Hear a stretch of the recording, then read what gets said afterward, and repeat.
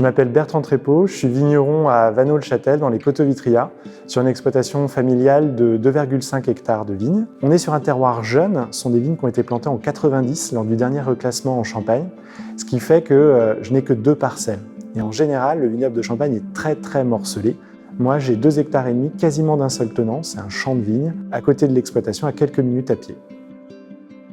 Je ne fais pas le même métier que mon père, par exemple, et encore moins de mon grand-père. Aujourd'hui, on a une génération de consommateurs qui est plus curieuse sur la méthode d'élaboration et qui ont très envie d'aller faire un selfie dans les vignes pour montrer qu'ils ont vécu un instant de vigneron avec le vigneron dans son cadre de travail. C'est là qu'on va pouvoir répondre à des questions souvent de plus en plus précises et des points d'inquiétude que les touristes peuvent avoir sur notre conduite de la vigne. Et donc, dans les attentes de nos consommateurs, il y a un souci environnemental plus important. On a créé une association qui au départ a une vocation purement touristique, l'association de promotion des Coteaux-Vitriat, et ça nous donne l'occasion de partager ensemble sur le goût de nos différentes vignes, de nos différents terroirs, et de progresser ensemble dans notre vinification. Proposons une offre attractive autour du lac du Der, autour de l'ornithologie, autour de la chance qu'on a sur le territoire des Coteaux-Vitriat pour ceux qui veulent en savoir plus.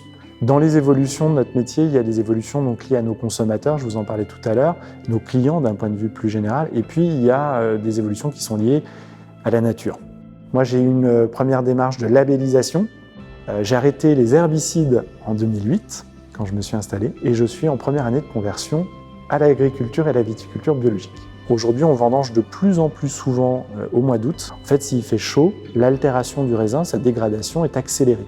Et pour ça, on a utilisé des choses toutes simples, par exemple des caisses à vendange blanches, parce que le blanc, ça renvoie plus les rayons du soleil que le noir ou le rouge.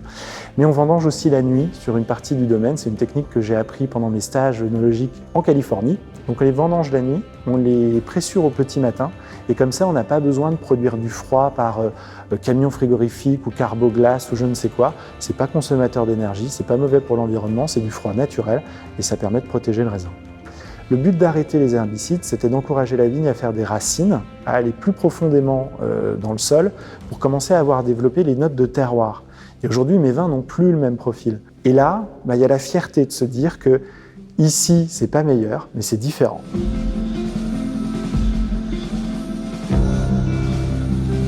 À mon avis, les meilleurs vins des Coteaux-Vitriat, ils n'ont pas encore été produits parce que tous les ans, on a des jeunes hyper curieux qui se lancent en biodynamie, en vin parcellaire, etc. Et ce sont les pépites de demain, c'est nos chercheurs d'or. On compte sur eux et on compte bien se régaler. Nos 2 patrons, c'est la nature et le consommateur. On veut absolument renouer avec une jeune génération et à nous de veiller, d'être toujours plus accessible vis-à-vis d'eux. Et puis, on veut aller au-devant de ces consommateurs, on va aller faire une fête à Paris avec l'ensemble des territoires viticoles de Champagne pour pouvoir aller faire le premier pas. On va appeler ça le Champagnème Paris. Vous savez, le plus dur quand on aime quelqu'un, c'est de faire sa demande. Et qui fait le premier pas?